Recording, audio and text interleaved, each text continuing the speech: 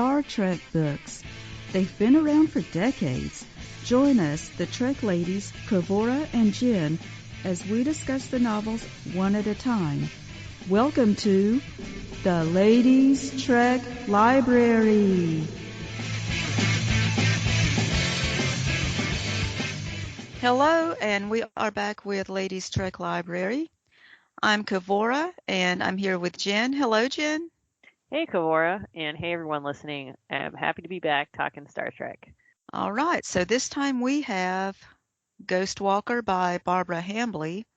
And do we want to read, the back cover summary of this book? Ghost Walker. Elcidar Beta Three, a tranquil, undisturbed planet strategically located between the Federation and the Klingon Empire. Home to the Midgwins, a race of people who throughout all time have lived in peace with their planet and themselves. But now, times are changing. Unwilling to embrace any form of technology, the Midgwins have exhausted their world's natural resources and stand on the brink of global famine. When Captain Kirk and the Enterprise arrive to aid the Midgwins, they find themselves caught up in that race's struggle for survival, a struggle whose climactic battle pits them against a creature of darkness and shadow, an entity who roams the Enterprise corridors as if it owned them, an enemy who will not hesitate to kill to achieve its ultimate goal. And I'll just add that I am not sure that Midgwins is the way that name of that people is supposed to be pronounced. Oh, yeah, that's the way I said it too, Midgwin. Okay. Yeah, or I was like, is it Midgwin or Midgwin? I don't know. And I did try to look online to find out if the author had, anywhere indicated the pronunciation, and I couldn't find it. So I'm just going to call them Midgwins. Okay, that's good. That sounds good.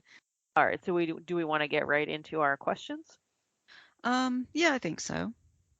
Okay. So, and I guess we should probably just put a spoiler alert on everything from the beginning. Right. Okay, so and this book involves the representative from the Federation Xenological Institute on Elcidar Beta Three, the representatives, I should say, and they're trying to prove that the Midgwins are sentient. So far, this has not been proven since their culture hasn't met criteria for sentience or civilization according to the Federation or the Klingon Empire, because they don't have concepts like ownership, agriculture, or tools. What did you think about this idea that they're both the Federation, or that the Federation and the Klingon Empire couldn't define them as sentient and were trying to prove this? Yeah, that part seems strange to me. To me, they're perfectly sentient. I mean, it would be obvious because they, you could communicate with them, and they had their own opinions of the Federation and the Klingons. I mean, basically, they would rather be left to do what they're doing. They didn't really want, for the most part, especially, Yarbless didn't want anybody interfering with their culture. And the way that certain ones that we met were individuals. I mean, the patriarch had his opinions, and Yarbless had his opinions. So it did seem very sentient to me. And even when they could communicate telepathically with their mind thing, which we'll talk about. But I mean, if you could comprehend their thoughts and tell that they could form words, they had their language, and so yeah, they seemed pretty sentient to me. It seems like at least the Federation should change their definition of sentient. Yeah, I agree, and that's one thing that kind of right off the bat I thought was a little odd, and it was kind of hard for me to accept going into the novel. Here we have a race of people who are clearly able to communicate and talk with both the Klingons and the Federation, and talk about their culture. And of course, the Federation researchers have been on the planet for a while researching them. But they can't say that they're sentient because they don't, they're basically like gathering type people who don't farm, and they don't use tools. And it just seemed odd to me that, I mean, maybe not that the Klingon Empire wouldn't think that they were sentient, but that, the Federation would have these definitions of sentience that, would exclude someone who's clearly able to talk to you and tell you about themselves just because they're not, settled farmers and they don't use tools. So that was a little hard to get past for me. Um, but I'm not going to say that like ruined the whole book for me. Right. But they were primitive. They were not advanced. You could say they were primitive, but that's still not the same as not sentient. Yeah, they were primitive, but also a lot of the fact that they were primitive was because that's what they were choosing, which Yeah. also they get into in the book. So it's not like I didn't feel like it was a matter of they're not intelligent enough that they could have had technological advancements. It's just that their culture, they believed people should live a certain way, and it kind of reminded me like of the Amish. I mean, Uh-huh. Yeah. um, I mean they're not unintelligent. They're just choosing not to use certain technologies. So yeah. But what did you think of the Midgewins themselves and this idea that they had of a consciousness web? That was interesting. Yes, so they have this telepathic ability where they can all commune together. They like to sit in circles, and they use this consciousness web to sort of share each other's minds. And they said they also use it as a healing, a way for the community basically to heal itself. It's a whole community thing. So that sounded neat. That was an interesting idea. And then we also find out that through that they also have the ability to communicate individually, because they used it to touch minds with Kirk. And so that was an interesting idea, and I know it goes in later with the rest of the story as far as being able to do other things with their mind. So that's how it fits. That's how it fit into the story. Yeah, I thought it was an interesting concept, and it also, we didn't choose this book. At least I had not read this book before, but it was an interesting coincidence because a book that we previously covered on Ladies Trek Library, The Rift, had kind of a similar concept where an alien race has this. They didn't call it a consciousness web, and theirs was a little bit different, but a way that you could, basically get in communion with the minds of the other people on the planet. This kind of shared consciousness where they could share each other's thoughts and knowledge. Um, and I'm sure it probably, this idea was in some Star Trek episode that I can't remember, probably even more than one. But the way that she described the consciousness web, where they basically would spend hours just linked to each other's mind, sharing things, and also being able to heal each other, really made them interconnected and kind of explain how and why they were rejecting technology, because they viewed this consciousness web as a way to be a community and to be connected in each other's lives. And kind of like, I guess, the Amish, they felt that technology may cause people to be separate. And you see that a lot when one of these Midgewins comes aboard the Enterprise and really has a hard time understanding the way that humans and Vulcans and all the people on the Enterprise have a separation between people. This is mine and that's hers or his.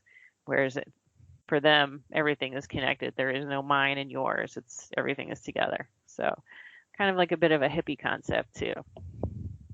Yeah.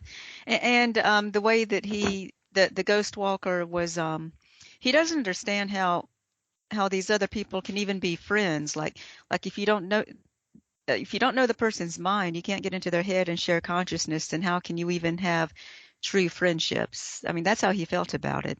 And you can understand that in the context of the book. Like, well, yeah, because that's he's only known one way of life. Yeah, and it did make you think about, you know what? It's kind of true because you might think people are your friends, but you really don't know what's going on in their mind, and maybe, maybe they're not really your friend and you just don't know. It could be. So I also want to talk about, and of course, most original series books feature Captain Kirk, Spock, and Dr. McCoy. The three main characters. But this book also had very prominently featured Lieutenant Uhura, Nurse Christine Chapel, and then an original character, Helen Gordon, who was a xenoanthropologist or xenopologist, um, who was on the Enterprise to go to Elcidar Beta 3 to study the Midgwins, and ended up getting in a relationship with Captain Kirk, but also becoming friends with Lieutenant Uhura and Nurse Chapel. And we have seen different novels where some or other of the minor original series characters will be featured. Do you think the author made good use of these characters, and did you like the way they played a more prominent role than they did in the series and in a lot of the novels? Yes, I thought it was excellent use of these characters. And really there were a lot of the other characters were, at least had some good scenes in this book. Um, besides these three. But I mean, but yeah, like I like that, like the friendship between Helen, Nurse Chapel, and Uhura, the way they talk together. I thought that was cool. Yeah, and I like the way Helen was completely, accepted in as far as like being friends with them, and um and it was good that they could talk about things they suspected, like, well, Kirk is acting funny and things like that. They were able to discuss that, and of course they became such good friends that Helen thought about calling Uhura when she was in trouble and things like that. And I thought it fit well into the book because you can see it, even from what little we know of Uhura and Chapel, you can still see that they probably were friends because the they like to build this sense of community on the ship, and that's what I think was good about the book as a whole. I mean, a lot of the characters seem to get along. You could tell it was a sense of community on the ship. They kind of knew each other and knew each other's interests and hobbies. So yeah, it all worked well. Yeah, I agree. I really liked the author's use of Chapel and Uhura in this, as well as Helen Gordon, the original character. Um, a lot of books there, especially we do see more of Uhura in a lot of the novels, but Nurse Chapel often is, pretty minor, just maybe a mention of her here and there. So it was nice to really see more of them and have their characters more rounded out, and to see Uhura getting to do some stuff with showing off her talents in communications, and she's not just the person saying, Captain, we've got a message coming in. She does know a whole lot about all different kinds of communications and communications equipment. So I really liked seeing these characters and seeing them interact with Helen Gordon. Yeah, Uhura had technical skills, and even Nurse Chapel showed more about her skills as a nurse and as a researcher and her medical knowledge. I mean, yeah, they both shined pretty well in this book. Yes, yeah, and as you mentioned, Nurse Chapel, we get to see her working on different lab and experiments and things like that. Oh, and Um, now it oh, and I just had to say it also kind of this book came out in 91, but it kind of ties in with Nurse Chapel on Strange New Worlds as well. Just had to say that she is more of a lab researcher on Strange New Worlds. oh, okay. I have yet to see it. It's on my to-do list, but I haven't seen it yet. But that's good to know. Interesting. I wonder if they, if whoever wrote that had read any of these novels, including this one. It's possible, definitely, like Kirsten Beyer. Yeah. Okay. So in this story, after the Enterprise visits Elcidar Beta 3, they return to the ship and they're leaving. They've dropped off the researchers and they're going on to, continue on with their mission. Um, and we know that something strange is happening. There's some sort of poltergeist making noises and scaring crew members.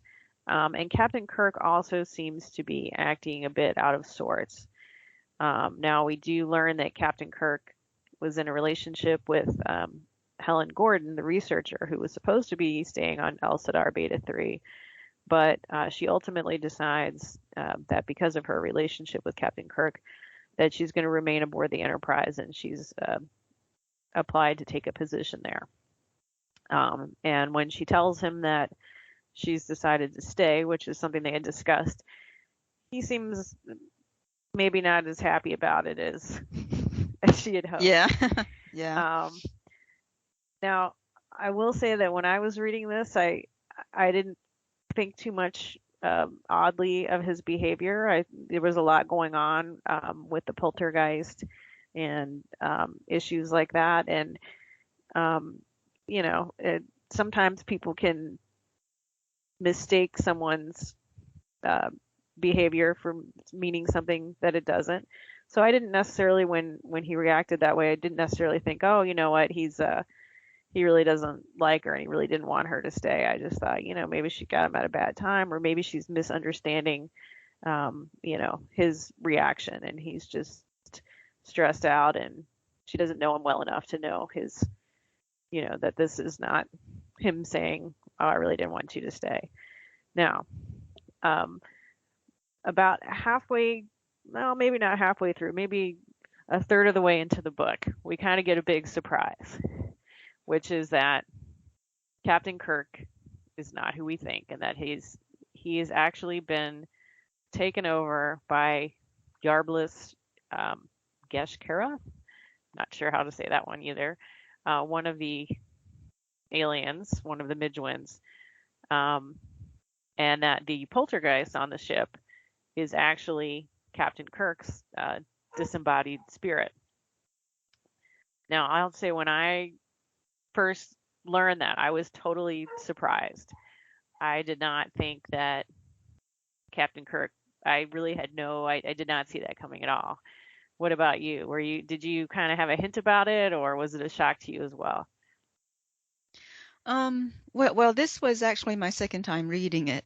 Oh. So, but Well. yeah, but I mean, the first time I read it, no, I had no idea that the spirit, the poltergeist, was actually Kirk.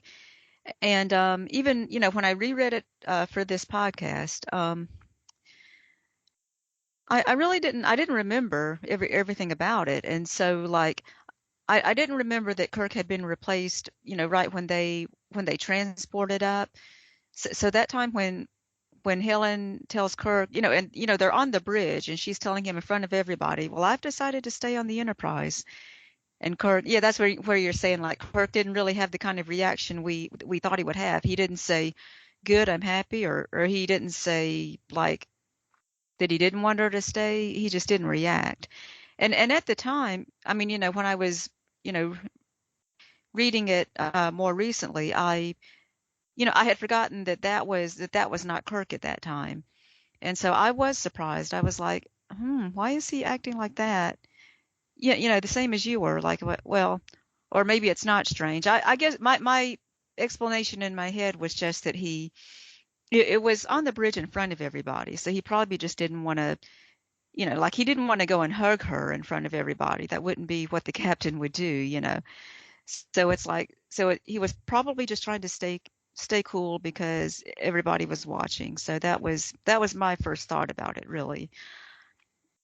Yeah, And that's exactly what I thought. yeah, I thought it was weird that she kind of was expecting some sort of more reaction, because I was like, look, he's on duty. He's got a whole bunch of people in front of him. He's not gonna, like, run and hug her and be like, oh, I'm so glad, and yeah. have it been something private. So I really didn't think that his behavior was all that out of the ordinary, which is why I was totally shocked to find out that it really wasn't the captain.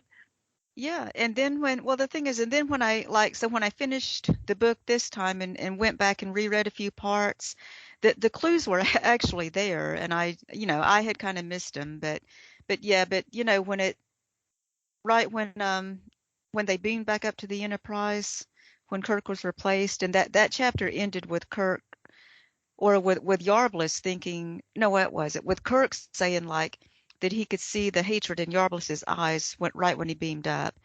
And so that was a clue right there. But so if you were, really thinking about it when you were reading the book the first time, then maybe you would have caught that, but but I didn't catch it. But but there were some clues there now that I see it. But Yeah, well, hindsight's yeah. Yeah, I know. Yeah, 20/20. hindsight, exactly. But I also thought, like, I did notice that, I do remember the reaction where Kirk saw the hatred in his eyes, and then the scene where Spock thought that something had beamed up with them, and they, searched the transporter room and all the sensors, and they couldn't find anything. So I just thought that it was that the poltergeist was Yarblish, that he had beamed up, and but they couldn't detect him. So I really didn't realize that he had taken over Captain Kirk's body. I thought he had just beamed up to the Enterprise and was like haunting the ship. So it was a big surprise. So um, Right. And I think it's what the author intended was that with it was that you would think that the spirit was Yarbliss instead of Kirk. yeah, I think she did a good job of it, and I kind of like that. I was like, oh wow, okay, totally wasn't expecting that. Yeah. So as we mentioned, Captain Kirk, of course, is in a romantic relationship with Helen Gordon, the researcher. We don't really know anything about their relationship because the novel starts when she's, about to make a decision as to whether she's going to stay on the Enterprise or go down to this planet like she had planned to. So obviously we know from canon that, Captain Kirk doesn't marry Helen Gordon and they don't end up together. So we knew that somehow the relationship was going to end. Um, did you have any thoughts about how you thought it was going to end, or were you surprised by what actually caused the relationship to end, or do you have any thoughts on that? Um, no, I really didn't know. I mean, because I didn't remember from reading it the first time. It was so long ago. But as far as like knowing what would happen or thinking, yeah, of course we know that the relationship can't last. But part of reading a book, I guess, is the journey, not just that you know that it won't last, but trying to see how is it going to get there. For one thing, the book does like it said right in the first chapter that she had been on the Enterprise for 2 weeks at the beginning of the book. So you think like that's a short time for them to fall in love. But apparently they were so much in love that she was willing to stay on the ship for him. But Yeah, I thought it was a month, but even if it was a month and not 2 weeks, I still thought, well, that's not really that long of a time. yeah, it's not much. But yeah, but I didn't really think no, I didn't really realize how it was going to end. Yeah, like is she going to dump him or will he dump her or will it be mutual or something? But yeah, so that was surprising the way that it ended and the reason at the end of the book. Yeah, I was surprised by that too. I initially thought she's going to decide to stay on the planet as she had planned to and not sacrifice her career for a relationship. So then when she did decide to stay, I was surprised. I thought, oh, that's not what I was expecting. Um, and then, as the story progressed, then I began to wonder, well, how are things going to end then? And then I kept thinking, you know what, she's just going to eventually decide that she wants to pursue her career, and ultimately to go back to doing that. So I really did not. Actually that's not exactly what happened.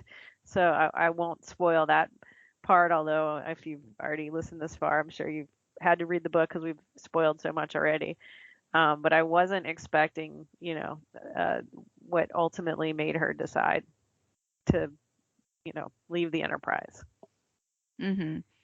So besides Helen Gordon, we have some other original characters who are minor characters um, in the book, and there's like a whole storyline about them, um, putting together some, and these are all like junior crew members, and they're putting together some.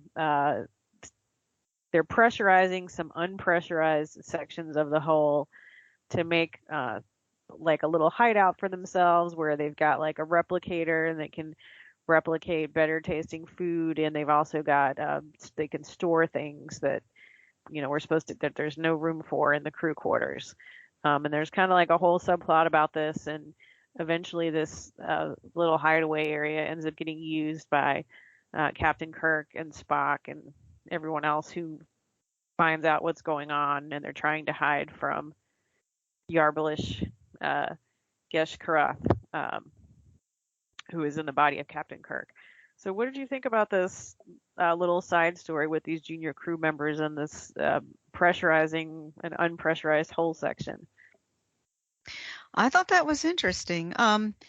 Let's see. First of all, I didn't know that that there would be parts of the ship that aren't pressurized, but I guess it makes sense, right? Because if you don't use it, then then don't worry about it.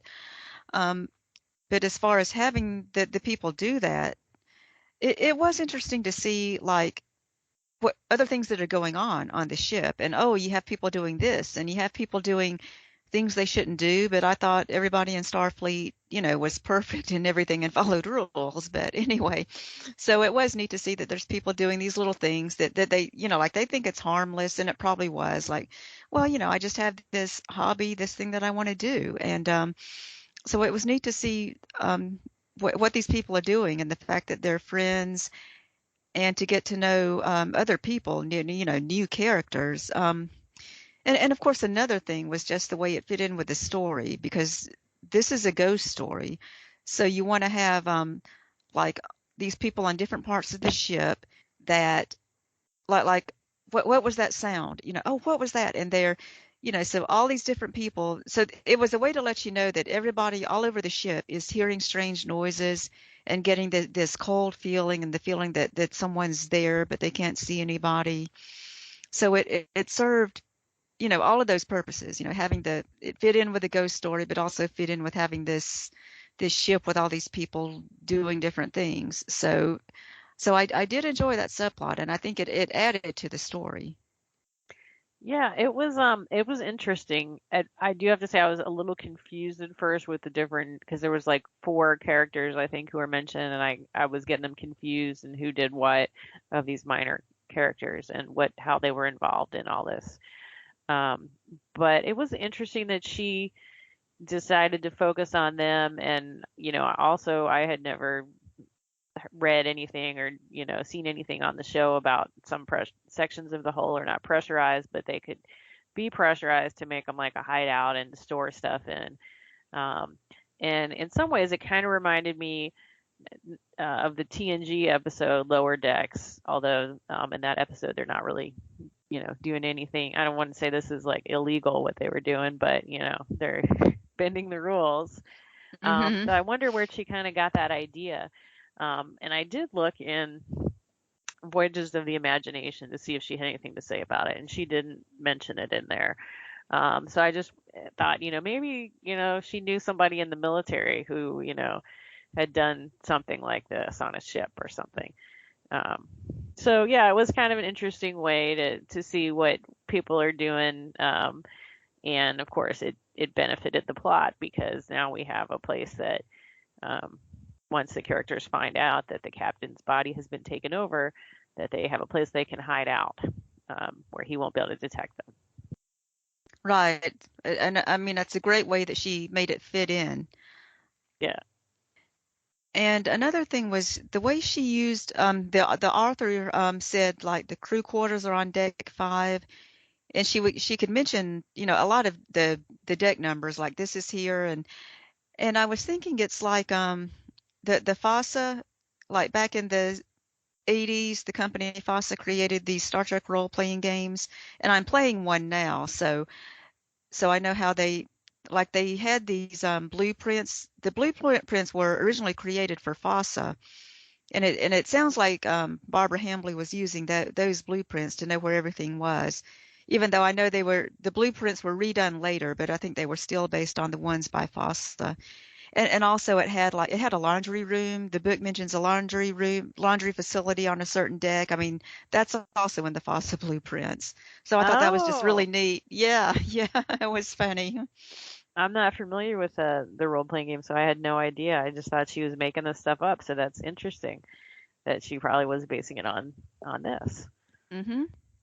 And she mentions a few other, and I'm sure I didn't save all of them, but um, there are some like references to other things in Star Trek that kind of make you aware that she was obviously a fan of the show, which we know is not always the case. Some of the writers that we've read have said they didn't watch Star Trek before, or weren't big fans. But she mentions the vampire creature of the Tycho system, which is from the original series episode Obsession. And she mentions, well, I don't know what this is from, and maybe you know, or maybe, someone listening knows if you don't. She mentions at one point a 2-century-old Vulcan house steward whose constant martyred criticism had made Spock's childhood a burden. And it was such a specific comment that I thought it must be from one of the novels, but it's not one that I've read. I'm not sure. What did you say? 200-year-old something? Yeah. Let me pull up the quote again here. I mean, I was going to say it's one of those kids that tormented him when he was a child, but I don't know something that was that old. Yeah, so Spock mentions a 2-century, this is in Spock's mind, he says a 2-century-year-old Vulcan house steward whose constant martyred criticism had made his own childhood a burden. And that's the only mention of it. Okay, I think I read, yeah, I think I remember that now in the book, and I was thinking it was just something like a story he read or something that he just remembered because it must have disturbed him when he read it. I was kind of thinking of it that way, not literally, but Oh, okay. okay. Yeah, I thought it was like a reference to something in Spock's childhood that had been referenced in a novel. Someone who was Well, yeah, I mean, it could be, yeah, but I wouldn't know. I don't think. I have to think about yeah. it. So if any of our readers know, let us know, because I've read, I think, most of the novels where Vulcans are like the main, or Spock is the main character, and I just don't remember hearing that. And I thought, oh, that's interesting. She referencing a novel. And then the other like little thing I wanted to point out was that one of the characters, who is not really even a minor character, just this person's name is mentioned in passing several times, is a security guard whose name is a woman whose last name is Organa. And I thought, is she totally putting Princess Leia in this? I It can't be noticed a that. coincidence. Actually, yeah, and then I looked up Barbara Hambly. She actually has written some Star Wars novels, so she's a Star Wars fan too. So it's not a coincidence. I was So like, yeah, okay. yeah, yep. She threw that in there. But yeah, Uh, like you said, she does know her Star Trek. I mean, like she referenced, Sargon a lot in this book. From Return to Tomorrow that took over Kirk's body and some other things. And actually, I saw Barbara Hambly at DragonCon once a long time ago. But her other book, Star Trek book Ishmael, she said that was originally a piece of fan fiction that she wrote. And someone asked her like, "Well, do you have any Star Trek stories lying around that we could use?" And she said, "Well, I have one, but you'll never use it." But that was Ishmael, and so they actually did publish it as a book. And she was so surprised that they would publish that. yeah, and Ishmael is really interesting. I have read Ishmael and I really liked it. And I have to admit, like going into it, I know because it's a crossover between Star Trek and the other show that Mark Leonard was on, which I'm blanking out on now. Here Come the Brides. Yes. Right. And so I thought, oh, I don't know, a crossover between this, old TV show and, of course it's about Spock going back in time into like the 1800s in San Francisco. And I thought, sounds like a bad piece of fan fiction, but it was so well done that I was really surprised. I really enjoyed it. So Yeah, I that's one. liked it too. Yeah. And I read that book before I had seen the show. Did you know about the show when you read the book, Um, Ishmael? you mean the show Here Come the Brides? Yeah, yeah. No, I've never seen it, and Yeah, I I hadn't either. didn't Okay. never heard of. I mean, I think I might have read some that said Mark, Leonard was in it, but I didn't know anything about it, and had never seen it. Okay. Yeah, so that was neat. Yeah. Yeah, that was a good book, and it was a crossover that you would think would never work, and she made it work, definitely. Yeah, and she does mention some other, like I'm reading in Voyages of the Imagination. She mentions how originally they had approved her draft of this book, but then came back and were like, yeah, we want you to write it, but we want you to take out the whole romance with Captain Kirk and Helen Gordon. And then she was like, that's fine as long as you pay me for the book, since you already approved the draft. And then they're like, okay, well, we'll just let you leave that in then. But they did mention that she had to take out references to Mr. Spock wearing Starfleet issued pajamas. And I thought that Oh. was kind of funny. I would like to have seen that in there. Yeah, that would have been good. Okay. And she does mention that they really cut out a lot from her book, but that she still was happy with the end result. But one last question is talking about the motivations of the ghost walker, Yarblish Geshkaroth. So he is sort of like a spiritual leader for his people. And we find out that his motivation for taking over Captain Kirk's body, which is not a pleasant experience for him, is that what he wants to do is destroy the Warren, which is the area that I guess you can think of it as like a village where his tribe of people live, to make them think that the Federation is doing this, so that on the one hand they will cut their ties with the Federation, and also that these new ideas that are coming up among his people will kind of be obliterated, so that the other groups of Midgwins on the planet can continue to live on, and will reject the Federation and continue on with their way of life without changing. So he really viewed these ideas that some of the more progressive members of his tribe were, believed were poisonous ideas, and that having contact with the Federation or having assistance from the Federation was going to change their way of life drastically. And it really got you thinking, because so the Midgwins, as I mentioned, they're gatherers, and they don't do any kind of agriculture, and they don't store any food. So they're kind of completely dependent on going out every day and whatever's, things there are to eat that they find, eating them. And so, of course, this is not like a great way to live if you don't have, your plan for what you're going to eat the next day and the next day, and you're just dependent on, whatever you find, and then your population is expanding and you're kind of running into overpopulation and there's not enough for everyone. But the idea of, farming and saving food and preparing for the future to them seemed like sort of a really terrible thing, because it meant that it was sort of like a dirty deed, I guess. They felt like it was saying that you weren't grateful for what Mother Nature was offering you, and that it was so greedy in some ways to store food. But some of the people in his group realized that they may have to do this, because this is the only way they're going to survive with overpopulation and changing climate on the planet. And he didn't want to see that happen. So that was his motivations, which obviously, very terrible thing to kill your own people and blame it on someone else. But did you have any sympathy for him? I can't say it was sympathy, but I mean, I see where he's coming from. He's basically the type like the old bureaucrat that doesn't want things to change. Like we've always done it this way. Why should we change? And then you say, well, hey, your people are starving. I mean, they said this in the book that they're starving. So yeah, it seems like they do need to realize that they're going to have to do something, or unless they just want to believe that their Mother Earth actually wants them all to die out. So I mean, I guess I can see that it can be hard for some people to change, but it is definitely something that they needed to do.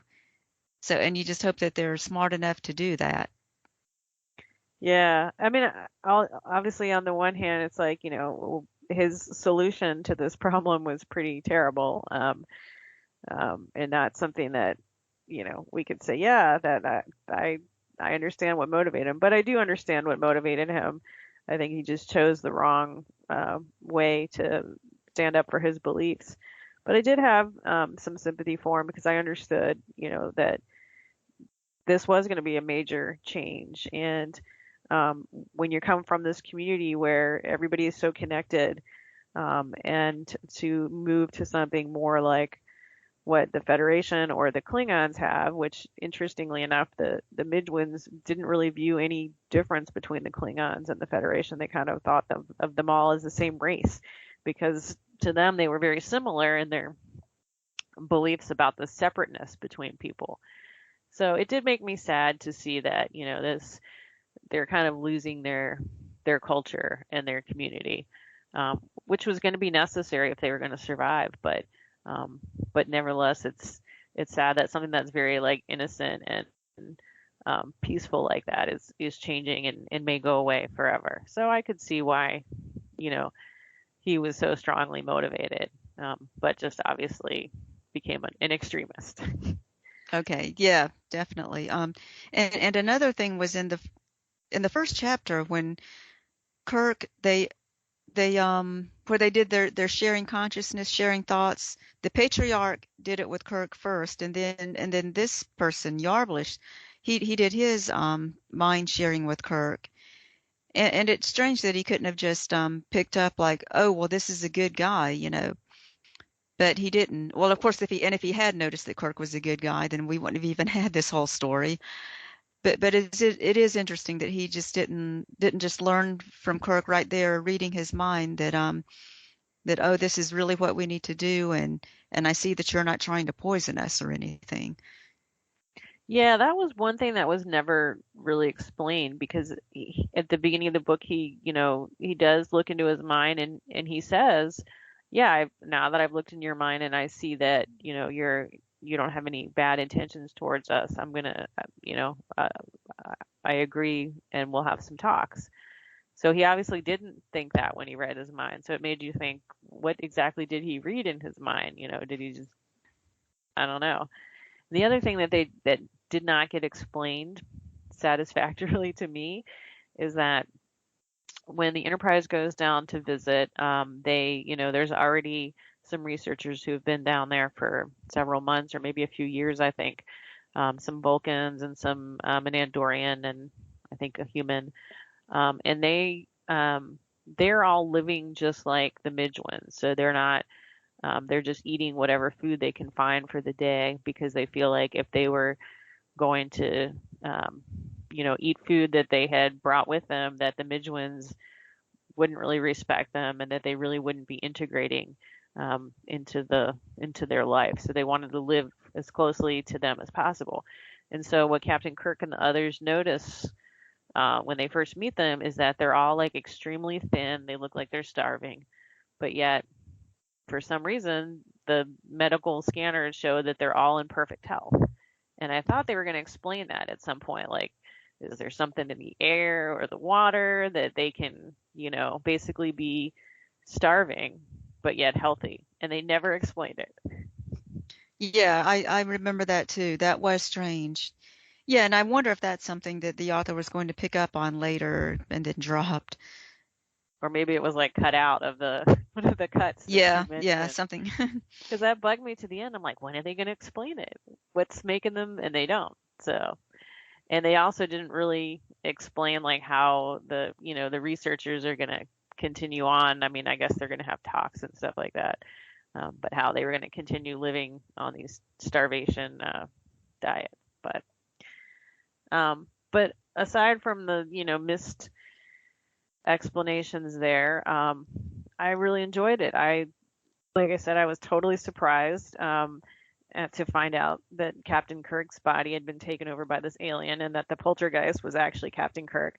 So that kind of just, I thought that was really well done. And I enjoyed seeing O'Hara and Christine Chapel have, bigger roles in this. And I like the story. So overall, I would definitely recommend this book. What about you? I enjoyed the book too. I thought it was a very interesting story, and it's not even, like this horror thriller type story.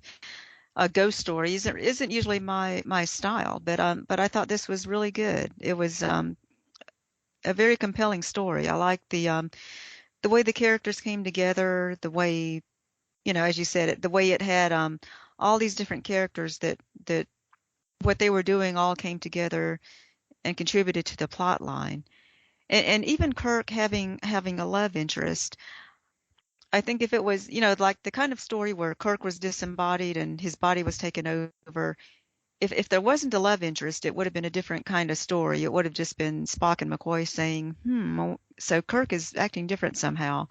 But having someone who was closer to him, that had a romantic relationship with him, and seeing how that goes, that kind of helped to the story. So there was a reason to have this other woman there, not just as a Mary Sue character. So I like that part. Oh yeah, and it did remind me, there was a Voyager episode too where Chakotay's spirit was disembodied and it was floating around the ship. But this book was written before Voyager, so that was just interesting that there was that similarity to a Voyager episode. Oh, I Um, forgot about that one. That's been so long since I've seen it. Wow. yeah, yeah. But yeah, I thought it was a good story. Yeah, I agree. I did not think this was a Mary Sue character. I mean, I have read some Star Trek novels where I felt like that there was one in there, but this did not feel like that. And as you said, this, um, you know, uh, Helen Gordon was able to tell that Kirk wasn't who, that he really wasn't himself because she had that relationship with him. Even though Spock and McCoy, and other people had their suspicions, it was just kind of suspicions, and he hadn't done anything so strange as to make them completely doubt. But she knew, and so that there was a purpose, in her character in that. And also, it was kind of interesting because, Yarblish Geshkarov didn't understand, like you said, how humans or Vulcans or anybody could be friends with other people without being able to connect to them, to their minds. And so this kind of goes to show, that Helen was that close to Kirk that she was able to recognize that it wasn't him without having to read his mind. Good observation. Yes. So overall, I think I would give this like a 3.5 out of 5 Quatloos. Okay, I would say 4 Quatloos. I think it was really good. There were some flaws, but yeah, really enjoyed it. All right. Well, is there anything else that you'd like to add? No, I think that's it. I really enjoyed the book and I would recommend it. Yes. All right. We'll get 2 recommendations. And for our listeners, next time we'll be back talking about Diane Duane's The Wounded Sky. All right, good reading, everybody. Good reading. Thanks for listening. Make sure you hit that subscribe button and join our Facebook group. Live long, and may the Force be with you. Nanu Nanu.